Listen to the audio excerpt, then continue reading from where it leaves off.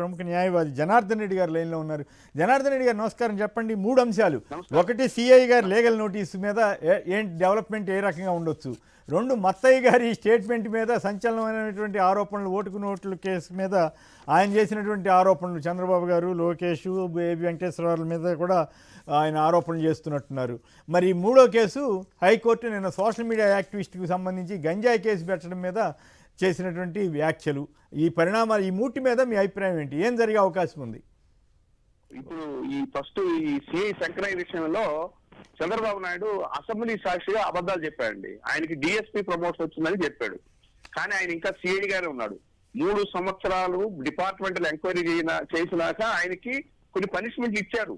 Increments అవి ఇవి కొన్ని క్యుములేటివ్ పర్పస్ లో ఆయనకి కొన్ని పనిష్మెంట్లు ఇచ్చి తర్వాత రిజిస్టర్ చేశారు. సిఐ గానే ఆయనకి ప్రమోషన్ ఇంతవరకు రాలేదు.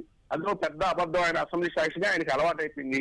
ఎక్కడైనా అబద్ధాలు చెప్పడం అనేది ఇప్పుడు ముఖ్యమంత్రి అయిన చంద్రబాబు నాయుడికి అదొక పెద్ద, అదేంటో ఏమనుకుంటున్నాడో ఏందో గానీ ఆయన చివరంకం అనుకుంటున్నాడో ఏంటో తెలియదు, కానీ ప్రతిదీ అబద్ధాలు చెప్పడం ఆయనకి అలవాటైంది. దాని మీద ఆయన ఖచ్చితంగా ఆయన పరువు నష్టం దావా వేస్తే ఆయనకి ఖచ్చితంగా చంద్రబాబు నాయుడు మూల్యం చెల్లించుకోవాల్సిందే.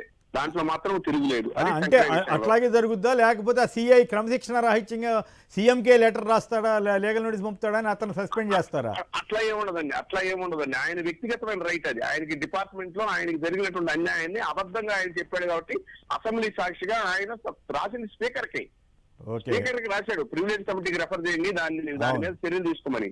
కాబట్టి స్పీకర్ తీసుకుంటాడా లేదని తర్వాత విషయం. ఆయన మళ్ళీ కోర్టుకు వస్తాడు, అది వేరే విషయం. సో అది ఒక అబద్ధం అనేది అసెంబ్లీలో రికార్డు నుంచి తొలగించాలా, లేదంటే దాని మీద చర్యలు తీసుకోవాలి. సో ఒక ముఖ్యమంత్రి లెవెల్లో ఆయన అలాంటి ప్రకటనలు చేయడం నంబర్ 1 తప్పు.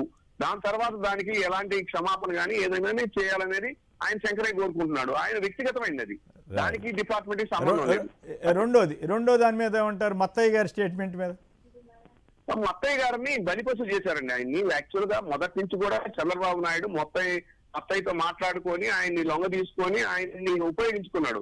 ఇప్పుడు 2 రాష్ట్రాల్లో అదే అనుకూలమైన గవర్నమెంట్లు ఉన్నాయి కాబట్టి వాళ్ళకి ఏదో రకంగా మత్తయ్య నిరికిచ్చేద్దామని చెప్పి ఆంధ్రప్రదేశ్ హైకోర్టు ఆఫ్ తెలంగాణ ఆయన మీద వేసినటువంటి ఆ నేరారోపణని కొట్టేసినా గానీ దాని మీద ఇప్పుడు మళ్ళీ ఎస్ఎల్పి ద్వారా సుప్రీంకోర్టుకి వెళ్ళారు. ఎవరు? తెలంగాణ గవర్నమెంట్. అంటే తెలంగాణ గవర్నమెంట్ అయినా ఒకటే, ఆంధ్రప్రదేశ్ గవర్నమెంట్ అయినా ఒకటే, ఇద్దరు కూడా ఫ్రెండ్స్ వాళ్ళిద్దరు. ఎందుకంటే వాళ్ళు ఇద్దరు కలిసి చేసినటువంటి నేరం ఇది.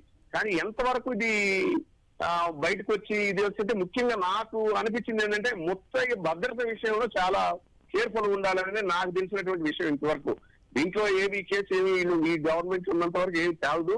వీళ్ళేమి అంటే సుప్రీంకోర్టు దీని మీద రెస్పాండ్ అయ్యే అవకాశం ఉండదా? చీఫ్ జస్టిస్ గారికి లేఖ రాయటం కానీ మీలాంటి లాయర్ల ద్వారా అఫిడవిట్ ఫైల్ చేయటం వల్ల కానీ ఏమి రెస్పాండ్ అవదా?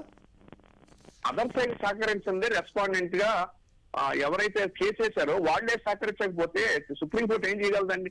ఇప్పుడు ఎవిడెన్స్లన్నీ వాళ్ళకు ఇవ్వాలి, కింద కోర్టు డాక్యుమెంట్స్ ఇవ్వాలి. ఏమి ఇవ్వకుండా మొత్తం మీరు కొట్టేయండి ఒక ఇది వేసేసి వాళ్ళు గమ్ము కూర్చుంటే ఏమి రాదు దాంట్లో. సో సుప్రీంకోర్టు కూడా ఏం చేయలేని పరిస్థితి వస్తుందంటారు. చూద్దాం. 2 పక్షాలు సహకరించకపోతే ఏమి చేయలేదు. 3వది ఏంటంటే ఇప్పుడు మన సంగారెడ్డి గారి దాని విషయంలో, సోషల్ యాక్టివిస్ట్ విషయంలో హైకోర్టు నిన్న క్లియర్ గా రాసింది, అతన్ని వేరే కేసుల్లో ఎక్కడ కూడా ప్రొడ్యూస్ చేయొద్దని రాసింది ఆర్డర్ లో.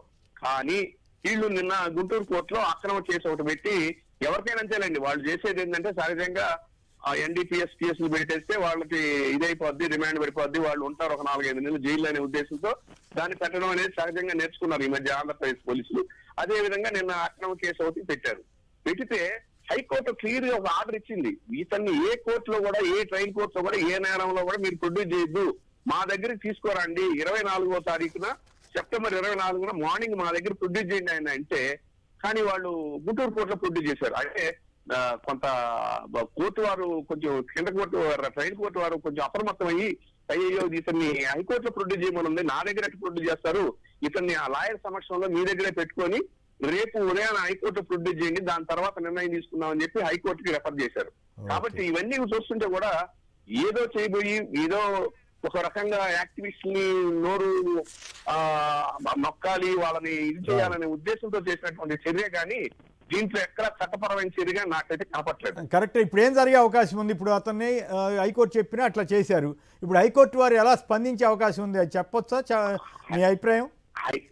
ఖచ్చితంగా హైకోర్టు వారు ఇచ్చిన ఆర్డర్ ను వైలేట్ చేశారు వాళ్ళు.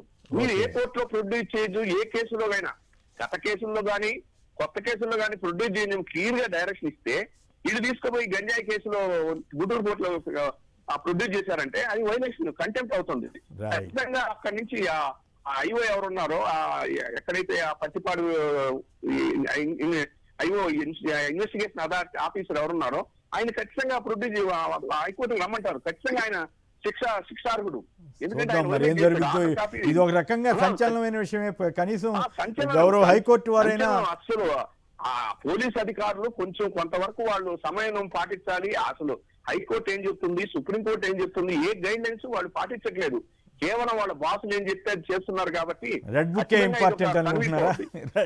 రెడ్ బుక్ ఇది కూడా రాజ్యాంగం, రెడ్ బుక్ కాదు రాజ్యాంగమే ప్రధానమైందని గౌరవ హైకోర్టు వారు డైరెక్ట్ గాను ఇండైరెక్ట్ గాను చెప్తున్నప్పుడు కూడా వాళ్ళు ఎవరు మాట్లాడినా, ఎవరు చర్య చేసినా, ఏ అధికారి చేసినా, ఏ వ్యక్తి చేసినా, ఏదైనా కానీ ప్రజాస్వామ్యంలో రాజ్యాంగబద్ధంగా ఉంటేనే దానికి విలువ, దానికి ఒక తప్పితే ఎవరైనా కానివ్వండి. Right, thank you Janardhan Reddy గారు. 3 కేసుల్లోనూ 3 ఇష్యూస్లోనూ మీ వివరణ చట్టపరంగా ఎలా ఉండే అవకాశం ఉందని చెప్పారు. ధన్యవాదాలు.